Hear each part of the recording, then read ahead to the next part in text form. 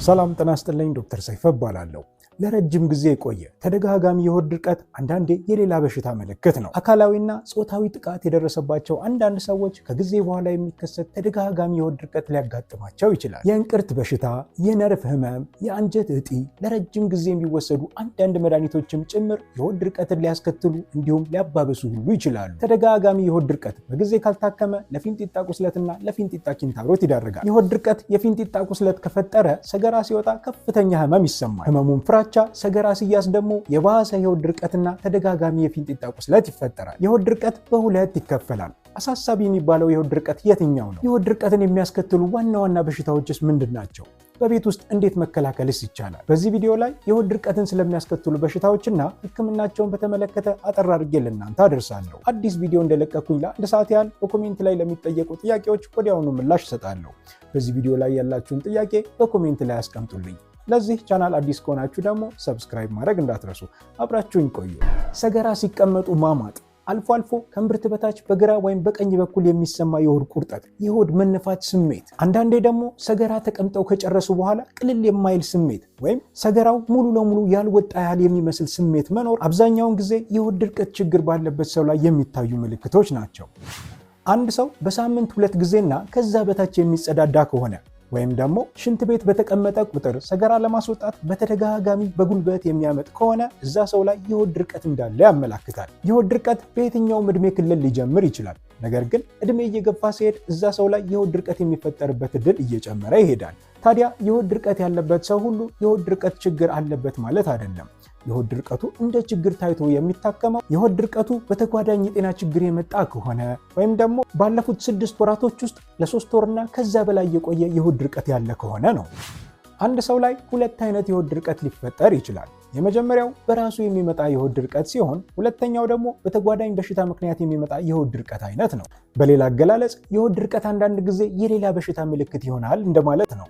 ታዲያ የሆድ ድርቀት በራሱ ጊዜ የመጣ ከሆነ አመጋገብን በማስተካከልና የሆድ ድርቀት ብቻ ታስበው የሚሰጡ መድኃኒቶችን በመውሰድ ጥሩ መፍትሄ ይገኛል። ነገር ግን የሆድ ድርቀቱ ከተጓዳኝ በሽታ የመጣ ከሆነ የሆድ ድርቀቱን ያስከተለው በሽታ በሕክምና እስካልተቀረፈ ድረስ የሆድ ድርቀቱ እየባሰና ተጓዳኝ በሽታዎችን እያስከተለ ይሄዳል።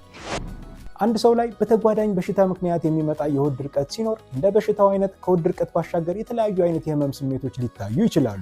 ነገር ግን አንዳንድ ሰዎች ላይ ምንም አይነት ሌላ የህመም ምልክት ሳይኖራቸው ተደጋጋሚ የሆድ ድርቀት ብቻ አስቸግሯቸው ወደ ህክምና ተቋም ይሄዳሉ። በዚህን ጊዜ ትኩረት ተሰጥቶ ሰፋ ያለ ምርመራ ሲደረግላቸው የሆድ ድርቀቱን ያስከተለባቸው ሌላ ተጓዳኝ በሽታ ሆኖ ይገኛል። ለምሳሌ አንድ ሰው ላይ በተለያዩ ምክንያቶች የሚፈጠር የእንቅርት በሽታ የእንቅርት ድክመትን ሲያስከትል በህክምናው ሃይፖታይሮይዲዝም በመባል ይታወቃል።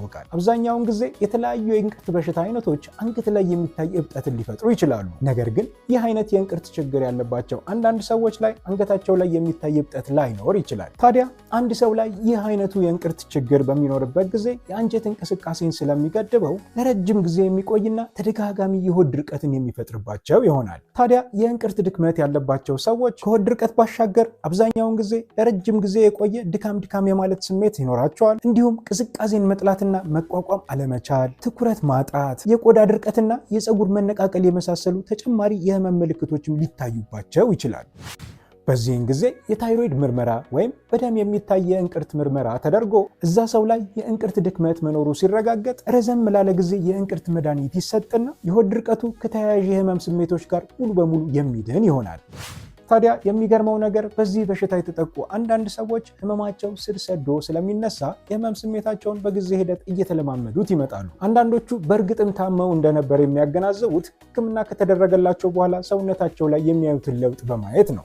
ሌላው የሆድ ድርቀት የሚመጣበት ምክንያት ደግሞ በቂ የህክምና ክትትል የሌለው የስኳር በሽታ ሲኖር ነው። ለረጅም ጊዜ የቆየ የስኳር በሽታ አጥጋቢ የሆነ የህክምና ክትትል ከሌለው በጊዜ ሂደት ወደ አንጀት የሚሄዱ የነርቭ መስመሮችን ያጠቃና የአንጀት እንቅስቃሴን ይገድባል። በዚህን ጊዜ አንጀት ውስጥ የተብላላ ምግብ ሳይንቀሳቀስ ለረጅም ሰዓት አንጀት ውስጥ ስለሚቀመጥ ሰገራ እየደረቀና የሆድ ድርቀት እያስከተለባቸው ይሄዳል። በተጨማሪም የሆድ መነፋት ስሜት፣ የምግብ ፍላጎት መቀነስና ትንሽ እንደተመገቡ ቶሎ የመጥገብ ስሜት ሊታይባቸውም ይችላል።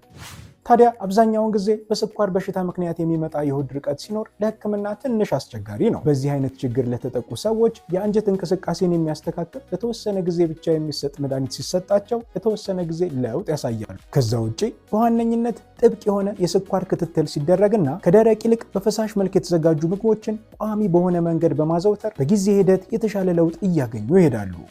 በሌላ መልኩ ደግሞ ለሌላ በሽታ ህክምና በቋሚነት የሚወሰዱ አንዳንድ መድኃኒቶች እንዲሁም በሐኪም ትዕዛዝና አንዳንዴ ከሐኪም ትዕዛዝ ውጭ በዘፈቀደ የሚወሰዱ አንዳንድ የህመም ማስታገሻ መድኃኒቶች የአንጀት እንቅስቃሴን ይገድቡና የሰገራ መጠጠርን እንዲሁም የሆድ ድርቀትን ያስከትላሉ።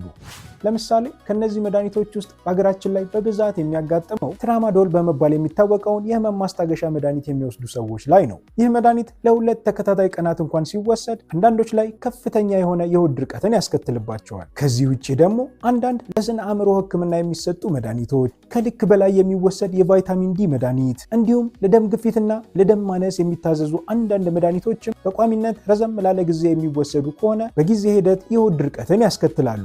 ታዲያ አንድ ሰው ላይ በዚህ ምክንያት የሚመጣ የሆድ ድርቀት ሲኖር ሌላ በምርመራ የተገኘ የሆድ ድርቀትን የሚያስከትል ምክንያት እስካልተገኘ ድረስ መድኃኒቶችን በማቆም ወይም ደግሞ መድኃኒቶችን በመቀየር ብቻ ለሆድ ድርቀቱ ዘላቂ የሆነ መፍትሄ ይገኛል። አንዳንድ ሰዎች ላይ ደግሞ ለየት ባለመልኩ የሆድ ድርቀት የሚፈጠርበት ምክንያት አለ። ለምሳሌ አንድ ጤናማ የሆነ ሰው ሰገራ ለማስወጣት ሽንት ቤት በሚቀመጥበት ጊዜ ፊንጢጣ ቀስ እያለ ይከፈትና አንጀት እየተኮማተረ ሰገራን ያስወጣል። አንዳንድ ሰዎች ላይ ታዲያ ይህ የአንጀትና የፊንጢጣ ጡንቻ ቅንጅት የተዛባ ይሆንና ፊንጢጣ ሲከፈት አንጀት ሳይኮማተር ይቀራል፣ ወይም ደግሞ አንጀት ሰገራ ለማስወጣት ሲኮማተር ፊንጢጣ እንደተዘጋ ይቀራል። ይህ አይነቱ ችግር ያለባቸው ሰዎች ሰገራ በቀላሉ ስለማይወጣላቸው ሽንት ቤት ውስጥ ረዘም ላለ ሰዓት ይቀመጣሉ። ሰገራ ከወጣላቸው በኋላም እንኳን ውስጣቸው የቀረ ሰገራ ያለ ያህል ይሰማቸዋል። አንዳንዴ ደግሞ ጣታቸውንም አስገብተው ለማውጣት ይገደዳሉ። ታዲያ ይህ አይነቱ ችግር በሕክምናው ዲሲነርጂያ በመባል ይታወቃል። አብዛኛውን ጊዜ ከወንዶች ይልቅ በብዛት ሴቶች ላይ ይታያል። በእርግዝና ምክንያት የስነ ልቦና ችግር ሲኖርና አንዳንድ የነርቭ ህመም አይነቶች ይህን አይነቱን ችግር ያስከትላሉ። በተለይ ደግሞ በዚህ ችግር የተጠቁ ከ22 እስከ 48 በመቶ የሚሆኑ ሴቶች ከዚህ በፊት ጾታዊ ጥቃት የደረሰባቸው እንደሆኑ የተለያዩ ጥናቶች ያሳያሉ። ታዲያ በዚህ ችግር ምክንያት የሚመጣ የሆድ ድርቀት በቀላል ሕክምና የሚመለስ ሳይሆን በተለያዩ መንገዶች የሚሰጥ ተደጋጋሚ የሕክምና ክትትልን ሊጠይቅ ይችላል። አንድ ሰው ላይ ከጊዜ በኋላ የመጣ ረዘም ላለ ጊዜ የቆየና ተደጋጋሚ የሆድ ድርቀት በሚያጋጥምበት ጊዜ መጀመሪያ ሊደረግ የሚገባው ምግብን በማስተካከል መሞከር ነው። ሰገራን ለማስተካከል የሚረዱ የተለያዩ የምግብ አይነቶች አሉ።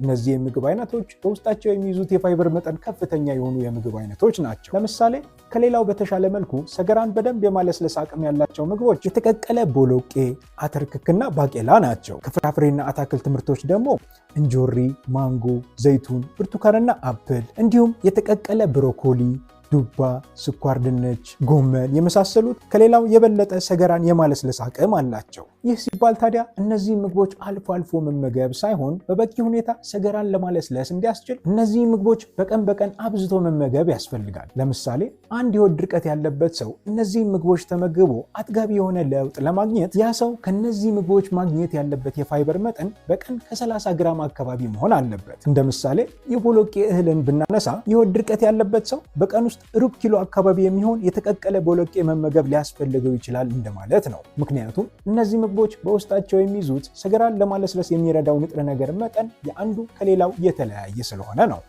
ሌላው ደግሞ ሰገራን ለረጅም ሰዓት አለመያዝ ወይም ደግሞ በተመሳሳይ ሰዓት ሰገራ መቀመጥን ማስለመድ ያስፈልጋል። ያም ማለት በቀን በቀን ወይም ደግሞ አንዳንድ ቀን እየዘለሉ ሽንት ቤት ለ5 ደቂቃ ያህል ብቻ መቀመጥና ጉልበት ሳይበዛ በመጠኑ ማማጥ። ይህንን ተግባር ወትሯዊ በሆነ መልኩ በመተግበር አንጀትን ማለማመድ ይቻላል። ከዚህ በተጨማሪ ደግሞ በቂ ውሃ መጠጣትና ከተመገቡ በኋላ ቢቻል ረዘም ያሉ መንገዶችን በእግር መጓዝ ወይም ለ10 ደቂቃ ያህል ቀላል እንቅስቃሴ ማድረግን ማዘውተር ያስፈልጋል። የሆድ ድርቀት ያለበት ሰው ይህንን ተግባር ከ2 እስከ 4 ሳምንት በቤት ከሞከረ በኋላ ምንም አይነት ለውጥ የማያገኝ ከሆነ ወደ ሕክምና ተቋም በመሄድ ሐኪምን ማማከር ያስፈልጋል። ለዛሬ ያዘጋጀሁት ይኸው ነበር።